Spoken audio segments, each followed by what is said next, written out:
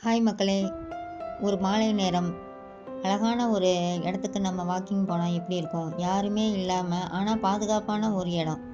இது மாரி எங்க வீட்டு பக்கத்துல இருந்துச்சு. ரொம்ப நாள் ஆச்சு இந்த பக்கம் வாக்கிங் போயவும். சரி இன்னைக்கு ஃப்ரீயா இருக்கோம். ஒரு ஈவினிங் டைம் போவோம். இன்னும் காத்து ரொம்ப அழகா மெதுவா வீசிக்கிட்டே இருந்துச்சு.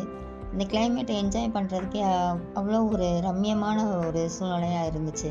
இந்த மேகத்தோட கலரு, ஒரு பக்கம் சன்செட் ஆகுறது, இன்னொரு பக்கம் அந்த சன்செட் ஆகும்போது இருக்கிற கலரு, இதெல்லாம் பார்த்துக்கிட்டே நடக்கிறது ரொம்பவுமே அமைதியாகவும், ஆழமான சிந்தனையும் குடுத்துச்சு. எங்கேயோ ஒரு இடத்துல நம்மளுக்கு நம்ம சின்ன வயசுல கேட்டு பாதிச்ச மாதிரியோ, இல்ல ரசிச்ச மாதிரியோ ஒரு பாட்டு போகும்.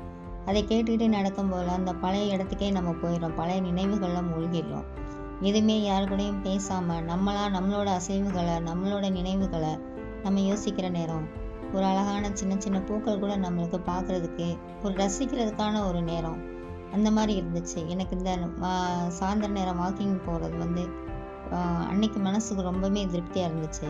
இந்த புது வீடு கட்டிட்டு இருக்க இடத்துல மண்ணு கொட்டி வச்சிருப்பாங்க. நம்ம சின்ன பிள்ளைகள்ல எந்த ஒரு சுத்தமும் பார்க்காம, எதுவும் பார்க்காம அந்த இடத்துல போய் விளையாடுவோம். கண்டிப்பா வீடு கட்டின்னு ஒண்ணு விளையாடுவோம். அதெல்லாம் நம்ம பிள்ளைங்களுக்கு அந்த நினைவுகள், அந்த ஒரு இதெல்லாம் வந்து கிடைக்கல. கிடைச்சாலும் நம்மளுமே அதிக சுத்தம் பார்க்குறோம். நம்ம அப்படிதான் வளர்ந்தோன்றதையும் மறந்துட்டு, நம்ம பிள்ளைகள ரொம்ப ஹைஜீனிக்காக வளர்க்குறோம் அப்படின்றதுல வந்து ரொம்பவுமே மும்பரம் எடுத்து சின்ன சின்ன விஷயங்கள கூட அவங்கள நம்ம விட்டுட்டோம்னு நினைக்கிறேன். நீங்கள் எப்படி இருக்கீங்க? எந்த மாதிரி வச்சுருக்கீங்க? அப்படின்றது நீங்கள் சொல்லுங்கள். உங்களுக்கு இது மாதிரி அனுபவங்கள் இருந்ததுன்னா என்னோட ஷேர் பண்ணிக்கோங்க.